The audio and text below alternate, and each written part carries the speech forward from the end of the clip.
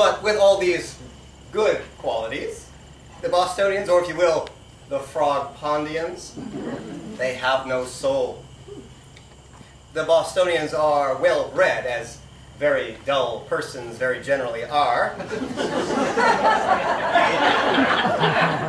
But there are no good writers left in Boston since you, Miss Fuller, have moved to New York. Why, thank you, Mr. Poe.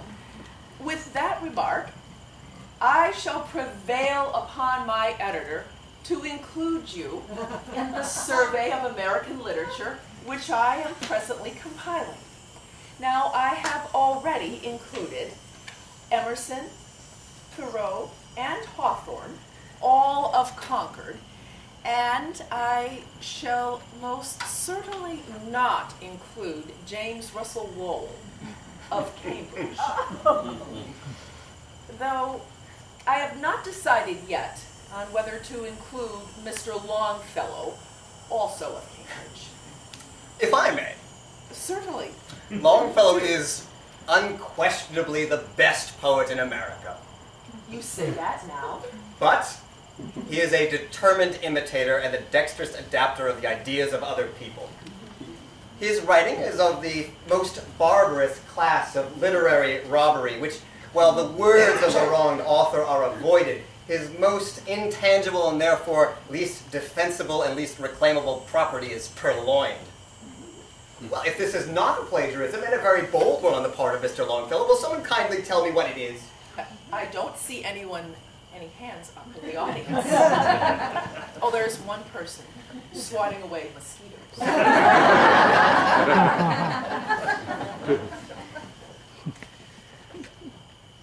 And you don't agree with me, then?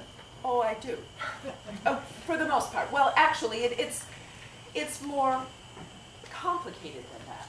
At first, I wish to remain neutral in this.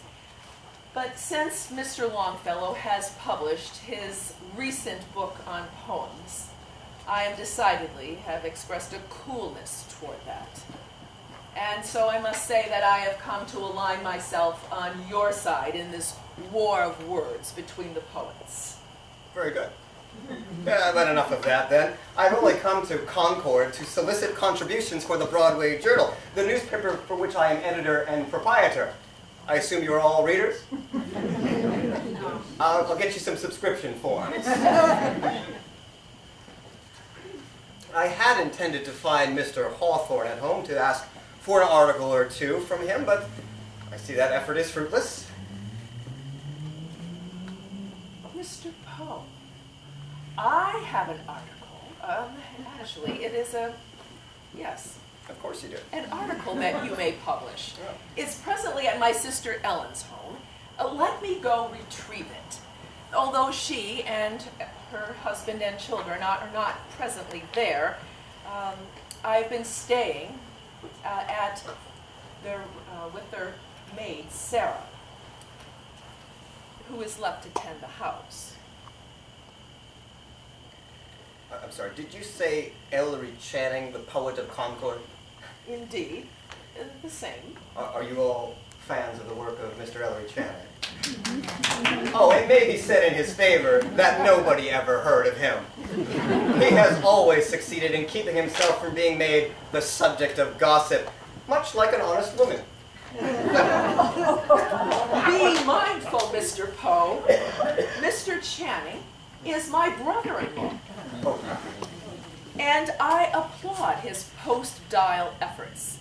He has taken upon himself to dispense of the customary rhyme schemes and phrasing in order to tap into the inward flow of his mind.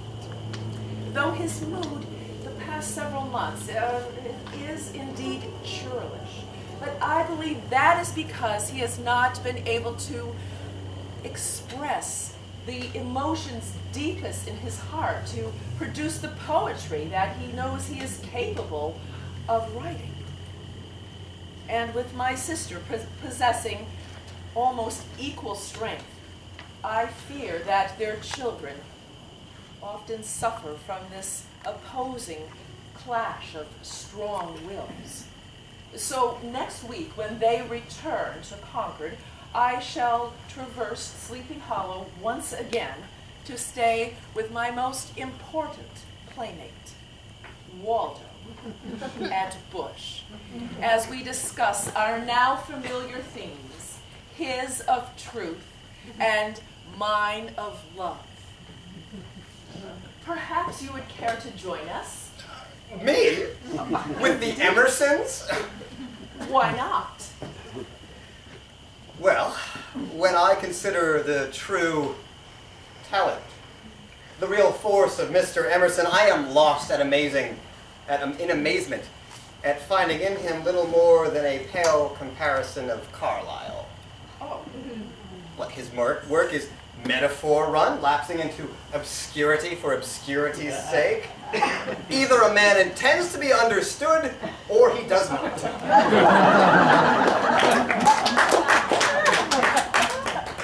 Enough of this second-hand literary gossip.